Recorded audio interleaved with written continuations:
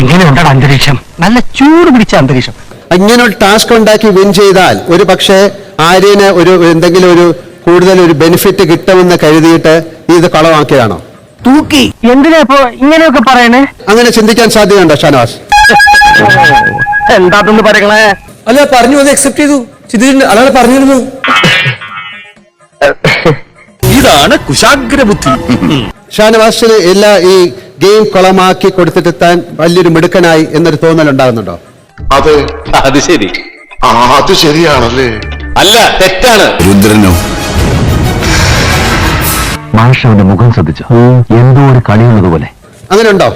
പിന്നല്ലാണ്ട് ഇവിടെ തന്നെ എത്രയോ വട്ടം ഞാൻ സാവുചാട്ടുള്ളപ്പോ പറഞ്ഞു ഞാനത് കൊളാക്കി, എന്നെ കൺവിൻസ് ചെയ്യാൻ പറ്റില്ല, എന്റെ മുമ്പിൽ നിങ്ങൾ തോറ്റുപോയി, കൊളായി പോയി, ഞാൻ കൊളാക്കി, അങ്ങനെയൊക്കെ എത്രയോ വട്ടം പറഞ്ഞു. അതെപ്പോ? അത് നീ അവിടെ ഇന്ന് ഉരുട്ടി വീഴുമ്പോ എല്ലാരും കൂടെ ഒരു ചട്ടിയിൽ നിന്ന് വാരി തിന്നുമ്പോ അതിന്റെ മൂട്ടിൽ ഒരു ഓട്ട ഇട്ടിട്ട് അതിൽ ഊറ്റാൻ നോക്കരുത്. ഇരിക്കാം. എന്താണ് ഷാനവാസിന് ഒരു മറുപടി? ഒരു സീക്രട്ട് ടാസ്കിനെ എങ്ങനെ മോശമാക്കി, ഒരു ഗെയിമിനെ എങ്ങനെ കുളമാക്കാൻ അതിൽ PhD എടുത്ത ആളാണ്. അല്പം കൂടി വെള്ളം. എന്തിനാണ് അക്ബറെ വിളിച്ചത്? ഇയാളെ ഇനി നമ്മൾ വിശ്വസിക്കില്ല. കാട്ടുകളെ വളരെ കറക്റ്റ് സെലക്ഷൻ ആയിരുന്നു അക്ബർ. വരാനുള്ളത് വഴി തങ്ങില്ല. അല്ലല്ല, അത് കുഴപ്പമില്ല. അത് കാരണം ലാലേട്ടൻ ഞാൻ സന്തോഷമാണ്, എനിക്ക് ഭയങ്കര സന്തോഷമാണ്. കാരണം നമുക്കറിയാം അവന്റെയൊക്കെ കഥ. ഇവര് ഈ ഗ്രൂപ്പ് കളിച്ച് ഇയാൾ പോയിട്ട് പറഞ്ഞു കൊടുത്തതൊക്കെ എല്ലാരും കണ്ടല്ലോ. ബാക്കി കാര്യം ഞാൻ പറയേണ്ട ആവശ്യമില്ലല്ലോ. ഒരു ഇതിന്റെ ഗെയിം എങ്ങനെയാണ്, ഗെയിം പ്ലാൻ എങ്ങനെയാണ്, എങ്ങനെ കളിക്കുക, ഒന്നും എനിക്കറിയില്ല. പച്ചവെള്ളം ചവച്ചു കുടിക്കണ പഞ്ചപാവം അങ്ങോട്ട് ഇറങ്ങിയില്ലേ? ഇത്രയും ദിവസമായിട്ട് ഒന്നും മനസ്സിലായിട്ടില്ല ഇവിടെ വന്ന്. ഞാൻ സീക്രട്ട് ടാസ്ക് ഒക്കെ ഇവിടെ വരുമ്പോ ഇവര് ചെയ്യുമ്പോഴാണ് മനസ്സിലാകുന്നത്. ഇതിന് ശേഷമാണ് എനിക്ക് മനസ്സിലാകുന്നത്. അത് തന്നെ എനിക്ക് വിവരമില്ലാതായി പോയത്. ഷാനവാസ് ഒരിക്കലും അമ്മയെ പറഞ്ഞിട്ടില്ല. ആരുടെയും പറഞ്ഞിട്ടില്ല. എല്ലാവരുടെ അച്ഛനെ പറഞ്ഞിട്ടുണ്ട്. അതാണ് സഹദേവ തറവാടിത്തെന്ന് പറയുന്നത്. അതിന് കൊടുക്കണം പൈസ. ഷാനവാസ് സ്ത്രീകളോട് ഉപയോഗിക്കുന്ന ഭാഷ തെറ്റാണ്. പെണ്ണുങ്ങളെ കുറിച്ച് ചിന്തിക്കാൻ പറ്റിയൊരു ദേഹമല്ല എന്റെ.